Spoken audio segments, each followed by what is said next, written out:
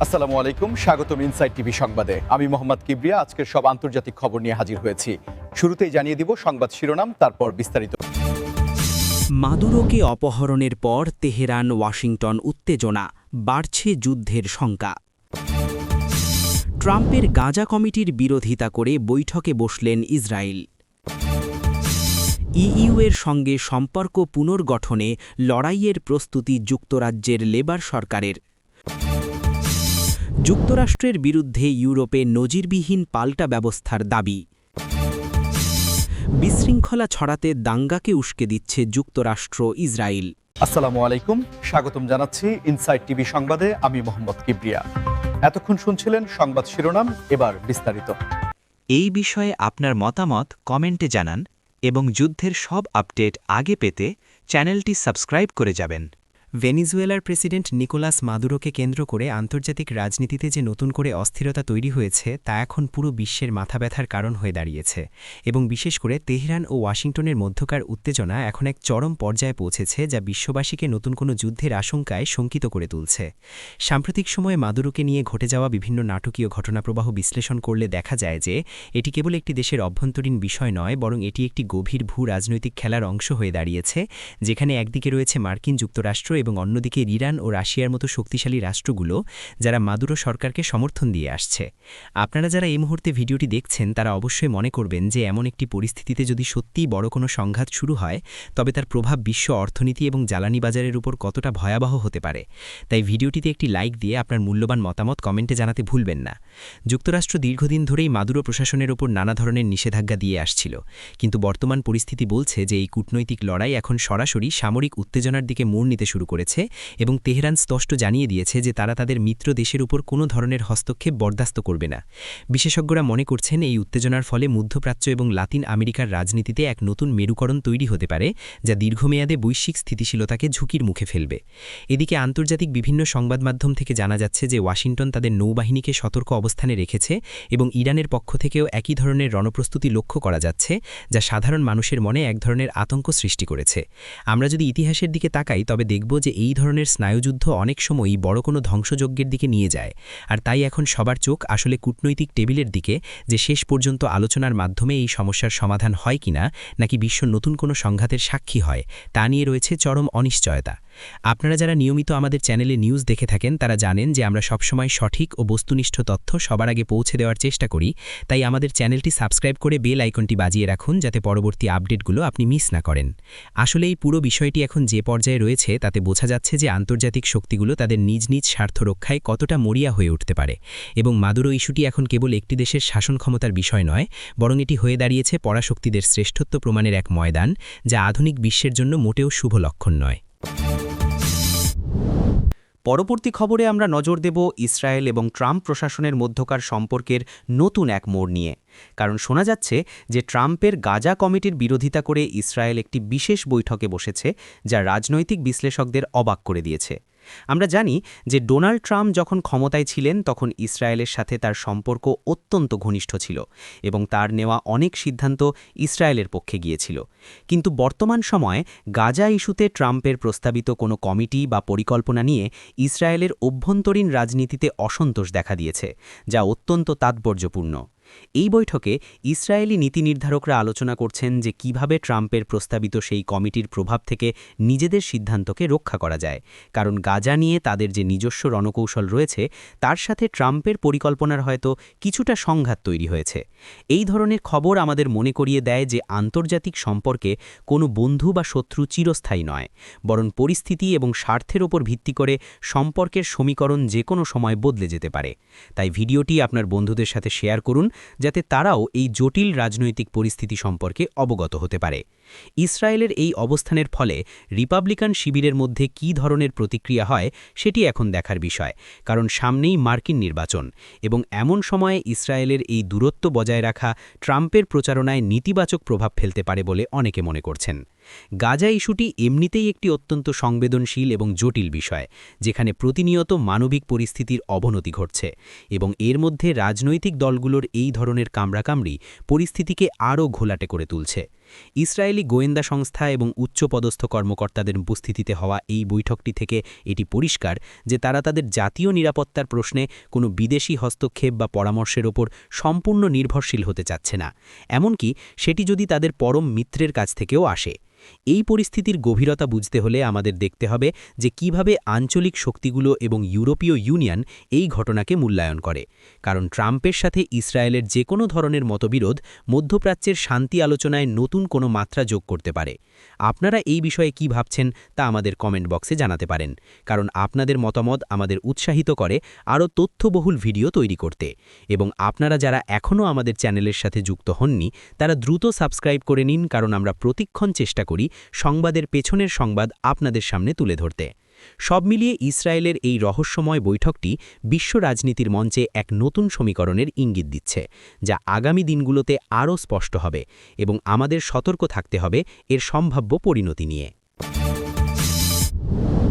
এবারে আমরা কথা বলবো যুক্তরাজ্যের লেবার সরকারের এক বিশাল চ্যালেঞ্জ নিয়ে, যেখানে তারা ইউরোপীয় ইউনিয়নের সঙ্গে সম্পর্ক পুনর্গঠনে বড় ধরনের লড়াইয়ের প্রস্তুতি নিচ্ছে, যা ব্রেক্সিট পরবর্তী ব্রিটেনের জন্য অত্যন্ত গুরুত্বপূর্ণ একটি পদক্ষেপ হতে যাচ্ছে।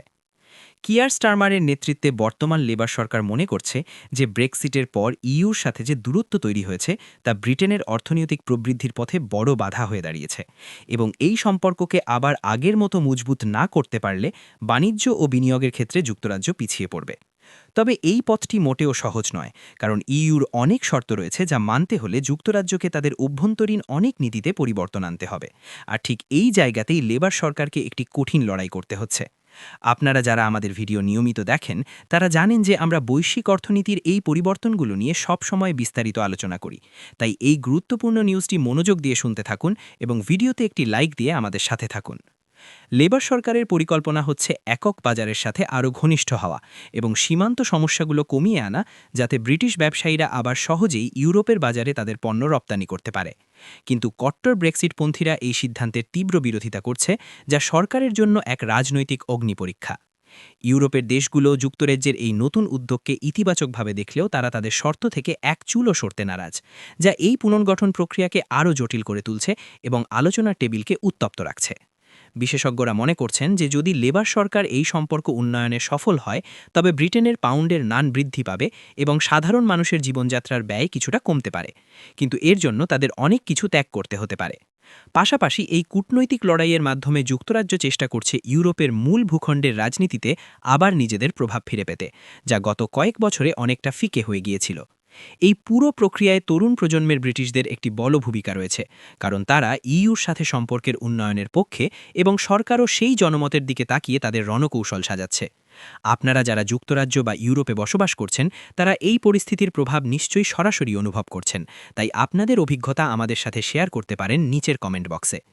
লেবার সরকারের এই বিশাল কর্মযজ্ঞ কেবল একটি প্রশাসনিক সিদ্ধান্ত নয়, বরং এটি একটি দেশের ভাগ্য পরিবর্তনের লড়াই, যা সফল হলে ব্রিটেন আবার বিশ্ব অর্থনীতিতে শক্তিশালী অবস্থানে ফিরে আসবে এবং ব্যর্থ হলে রাজনৈতিক অস্থিতিশীলতা আরও বাড়বে। সুতরাং আগামী কয়েক মাস ব্রিটিশ রাজনীতির জন্য অত্যন্ত উত্তপ্ত সময় হতে যাচ্ছে এবং আমরা আপনাদের প্রতিটি মুহূর্তের আপডেট দিতে প্রস্তুত থাকব, তাই আমাদের সাথেই থাকুন।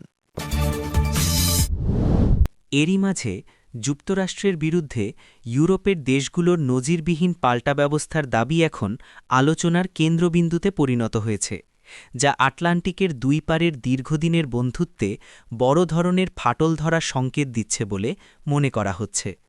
ইউরোপীয় দেশগুলো, বিশেষ করে ফ্রান্স এবং জার্মানি মনে করছে যে যুক্তরাষ্ট্রের অর্থনৈতিক নীতিগুলো অনেক ক্ষেত্রেই ইউরোপের স্বার্থের পরিপন্থী হচ্ছে এবং এর ফলে ইউরোপের শিল্প খাত ও ব্যবসা বাণিজ্য হুমকির মুখে পড়ছে, যা তাদের ক্ষুব্ধ করে তুলেছে। বিশেষ করে ভর্তুকি এবং কর নীতি নিয়ে যুক্তরাষ্ট্রের সাথে ইউরোপের যে বিরোধ তৈরি হয়েছে তা নিরসনে কোনো কার্যকর পথ না পেয়ে এখন ইউরোপের নেতারা পাল্টা ব্যবস্থার কথা গুরুত্ব দিয়ে ভাবছেন, যা বিশ্ব বাণিজ্যে বড় ধরনের প্রভাব ফেলতে পারে। আপনারা যদি এই আন্তর্জাতিক দ্বন্দ্বের পেছনের কারণগুলো আরও বিস্তারিত জানতে চান তবে ভিডিওটি শেষ পর্যন্ত দেখুন এবং চ্যানেলটি সাবস্ক্রাইব করতে ভুলবেন না, কারণ আমরা এই ধরনের জটিল বিষয়গুলো আপনাদের সহজভাবে বুঝিয়ে দিই। ইউরোপের রাজনৈতিক অঙ্গনে এখন একটি দাবি জোরালো হচ্ছে যে কেবল আলোচনার মাধ্যমে আর কাজ হবে না, বরং যুক্তরাষ্ট্রের ওপর কঠোর শুল্ক বা নিষেধাজ্ঞা আরোপের মতো পদক্ষেপ নিতে হবে, যাতে তারা ইউরোপের অর্থনীতির ক্ষতি করা বন্ধ করে। এই ধরনের পাল্টা ব্যবস্থার দাবি আগে কখনো এত তীব্রভাবে শোনা যায়নি, যা নির্দেশ করে যে বর্তমান বিশ্ব রাজনীতিতে ক্ষমতার ভারসাম্য পরিবর্তন হচ্ছে এবং ইউরোপ এখন নিজের পায়ে দাঁড়াতে মরিয়া।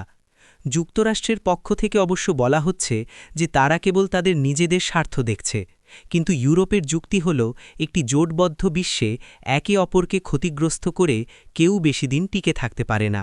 এই উত্তেজনার ফলে ন্যাটো বা অন্য সামরিক জোটগুলোর ওপরও নেতিবাচক প্রভাব পড়তে পারে, যা বৈশ্বিক নিরাপত্তার জন্য একটি বড় ঝুঁকি তৈরি করবে বলে সমর বিশেষজ্ঞরা মনে করছেন।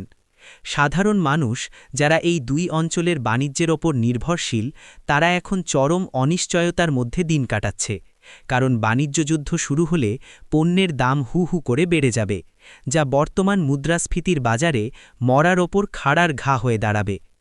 আপনারা কি মনে করেন, ইউরোপের উচিত যুক্তরাষ্ট্রের বিরুদ্ধে এমন কঠোর ব্যবস্থা নেওয়া নাকি আলোচনার মাধ্যমে সমাধান করা? আপনার চিন্তা আমাদের জানান, কারণ আপনাদের প্রতিটি কমেন্ট আমাদের কাছে অত্যন্ত মূল্যবান।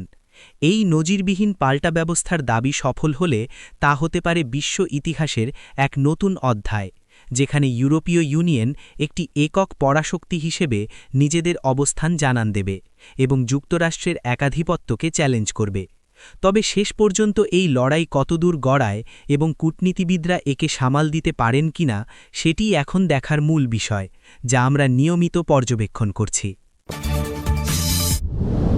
সর্বশেষ তথ্যে আমরা জানব, বিশৃঙ্খলা ছড়াতে দাঙ্গাকে উস্কে দিচ্ছে যুক্তরাষ্ট্র ও ইসরায়েল, এমন একটি গুরুতর অভিযোগ নিয়ে যা মধ্যপ্রাচ্যসহ সারা বিশ্বে নতুন করে আলোচনার ঝড় তুলেছে। এবং এই অভিযোগটি মূলত এসেছে ওই অঞ্চলের বেশ কিছু প্রভাবশালী দেশ ও রাজনৈতিক গোষ্ঠীর কাছ থেকে।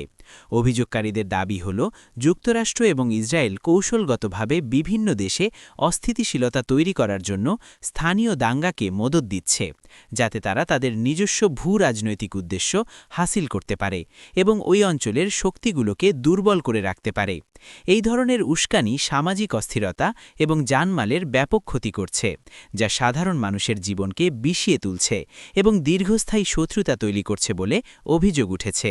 আপনারা যারা এই ভিডিওটি দেখছেন, তারা নিশ্চয়ই বুঝতে পারছেন যে এই ধরনের অভিযোগ কতখানি স্পর্শকাতর এবং এর ফলে আন্তর্জাতিক সম্পর্কে কতটা নেতিবাচক প্রভাব পড়তে পারে। তাই ভিডিওটি লাইক দিয়ে আমাদের সাথে যুক্ত থাকুন। প্রতিবেদনে বলা হচ্ছে যে বিভিন্ন সামাজিক মাধ্যম এবং গোপন চ্যানেল ব্যবহার করে সাধারণ মানুষকে উত্তেজিত করা হচ্ছে এবং ছোটখাটো ইস্যুগুলোকে বড় দাঙ্গায় রূপ দেওয়া হচ্ছে, যা একটি পরিকল্পিত ষড়যন্ত্রের অংশ। যদিও যুক্তরাষ্ট্র এবং ইসরায়েল সবসময়ই এই ধরনের অভিযোগ প্রত্যাখ্যান করে আসছে এবং তারা একে তাদের বিরুদ্ধে অপপ্রচার হিসেবে অভিহিত করে থাকে, কিন্তু বর্তমান পরিস্থিতির জটিলতা ভিন্ন কিছুর ইঙ্গিত দিচ্ছে বলে বিশ্লেষকরা মনে করছেন।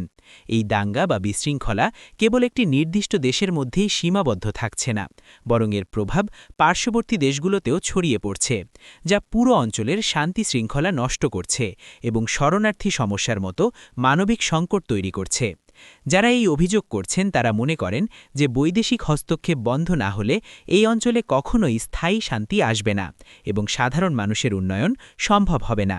অন্যদিকে পশ্চিমা বিশ্ব দাবি করছে যে তারা কেবল গণতন্ত্র এবং মানবাধিকার রক্ষায় কাজ করছে, কিন্তু তাদের এই দাবির সত্যতা নিয়ে অনেক মহলেই প্রশ্ন রয়েছে, যা এই বিতর্ককে আরও উস্কে দিচ্ছে। আপনারা এই ধরনের আন্তর্জাতিক ষড়যন্ত্র বা অভিযোগের বিষয়ে কি মনে করেন? আপনাদের কি মনে হয় সত্যি এমন কিছু ঘটছে? আপনার মতামত আমাদের কমেন্টে জানান এবং ভিডিওটি শেয়ার করে অন্যদের দেখার সুযোগ করে দিন। আমরা সব সময় চেষ্টা করি সব পক্ষের কথা এবং নিরপেক্ষ তথ্য আপনাদের সামনে তুলে ধরতে, যাতে আপনারা সঠিক সিদ্ধান্ত নিতে পারেন এবং সচেতন হতে পারেন। এই বিশৃঙ্খলা ও দাঙ্গার উস্কানির বিষয়টি আগামী দিনে জাতিসংঘেও উত্থাপিত হতে পারে বলে ধারণা করা হচ্ছে, যা বিশ্ব নেতাদের জন্য একটি বড় পরীক্ষা হবে। আমাদের আজকের এই বিশেষ বুলেটিনটি দেখার জন্য আপনাদের সবাইকে অসংখ্য ধন্যবাদ এবং যারা এখনও সাবস্ক্রাইব করেননি তারা অবশ্যই আমাদের চ্যানেলের পরিবারে যুক্ত হয়ে যান, যাতে আগামী দিনের সব খবর সবার আগে আপনার কাছে পৌঁছে যায়। সুস্থ থাকুন, নিরাপদে থাকুন এবং আমাদের সাথে থাকুন। ধন্যবাদ।